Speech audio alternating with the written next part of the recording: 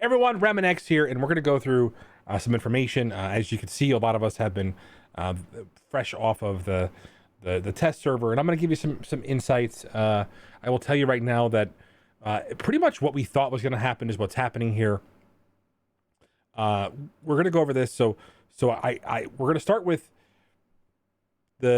probably one of the high points of this of the patch is going to be T'Challa. And I found that his damage was just exceptional. And what he was doing for me in the raid changed my pacing and tempo substantially. You can see that when he's copying these buffs, we were talking about positioning between Lady Deathstrike. You can see that he has a total of 3 offense up, 3 defense up, 3 immunity, 3 speed up, 2 evades, and a partridge in a pear tree. Happy holidays. And so literally you're looking at a character who has some value. Is he the solution for the tech raids? Well, he is who we thought he was. Exactly. He is probably a character that makes what you have better, gives you another option, but he may actually be a character that I'm considering taking into Dark Dimension 5 because of his overall damage potential, and you can just see him starting to erase nerds throughout the raid. He is probably an exceptional character. More importantly, that utility on that ability energy drain is something that we don't have replicated anywhere in our roster. So it's definitely interesting. And then we're going to talk a little bit about the Web Warriors. And the Web Warriors are, again, very similar to what we thought they were. Very similar to what we thought they were. They're another exceptional team here. And realistically, they hit really, really hard. Now, again, this isn't the Doom Raid 3 again, because this is going to be different levels than probably I would easily accept. And I didn't change the ISOs. I'm going to be testing around ISOs. Again, there's more to be tested. So we're going to go through this with magic here, and some people thinking, oh God, she's She-Hulk 2.0. What do I do? Who do I build up? I don't have enough orange gear, and my symbiotes are great, and your symbiotes are phenomenal, but they don't do this, guys. You know, Miles right here, I want you guys to take a look. Miles is critting for 283,000 damage. That's your opening salvo into this node. Emma doesn't even have a chance to get out of her own way here. This is a no-brainer for me as far as, you know, this team becoming the new raid meta. If you look at those buffs, everything that they have going for them, it is absolute insanity.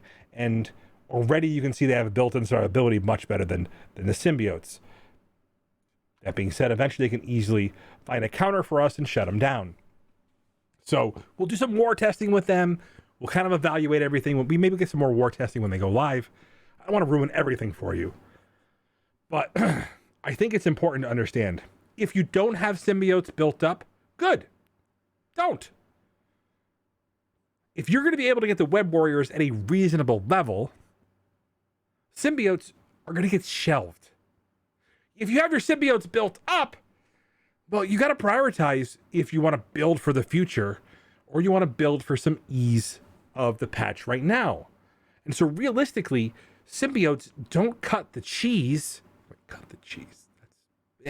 They don't cut the mustard when they are working on the early nodes in bio often enough where I can say that they're an exceptional team. Now, do they get the job done? Sure.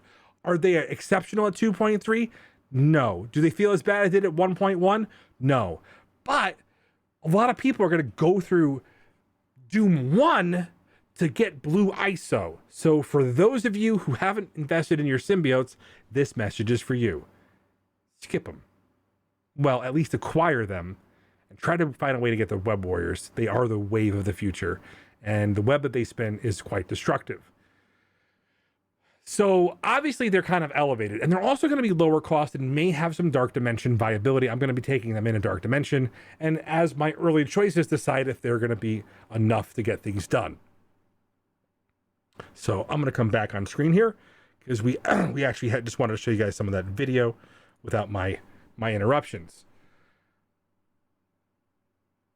As far as it goes for Magic and T'Challa, I have to address this. It's very important for me to say this out loud. Magic is in a very unique spot. She's showing up on your roster as a character that makes a team that a lot of people have shelved or pushed back for a long time. The Uncanny X-Men have been broken up more times than the Wallflowers, right? So realistically, you can see that there's just different members of the team, and we see Magic as the newest member. And so this is a team that's most likely to get a temporary stopping member when they're being prepped for a new team. Even if Magic doesn't wind up being on a new team, she takes this team out of your basement and moves her up into a higher tier. Now, are they the best war offense team? No. But I'm telling you right now, they're beating more metas than you think they are. They're beating some of the top 3 and 4 metas on war defense, and that should tell you something about it. The problem is, whenever you build a war team, you have to account for wherever they are in your specific area. So if you're in Platinum 1 or higher, you're talking G13, G14 or higher to make them work. If you're a little bit lower, you probably can get them to G12 and they'll still work and still beat some of the current metas. But the problem is going to be investment level for a team that doesn't feel like the after Silver Surfer power creep. But that's a good thing. And the last piece of the puzzle is Star-Lord T'Challa. And so I showed some early footage, and I think he has some utility as a war offense team. People may have built the Ravagers up. You may have seen some additional teams and the like. But realistically, what this character does is exceptional in raids. I have to get used to him because he was literally killing things faster than I can prepare for, and the waves were dropping faster, and I didn't have the rest of my cooldowns up. And that's a good thing. When that was happening in the earlier Doom raids, for me, I knew that I had to step it up. And so he felt very, very good as Kestrel did from a damage perspective in the raid. Survivability isn't an issue because he's often copying things like immunity, defense up, speed up, multiple evades extension, and just having the ability to delete your opponent and get the extra speed up. All of that being said, this character is probably something you could potentially shelve. They all are. But you have to take a look at your roster. You do not have my roster. You do not have any of the other content creators' roster. You have made choices on your roster that have set you up for success on this patch. If you have your Uncanny X-Men at a reasonably high level, the addition of Magic will position them as a resurgent team. Even then, it may be hard for you to justify it because at the end of the day, it may not be what you need. The Web Warriors, the 3 of them, are probably going to be something that even the Krakens have to stop and say, we need to build them. Even me with a near 1 million symbiote team with multiple 7 red stars, multiple 6 red stars, and a lowly 5 red star Venom. I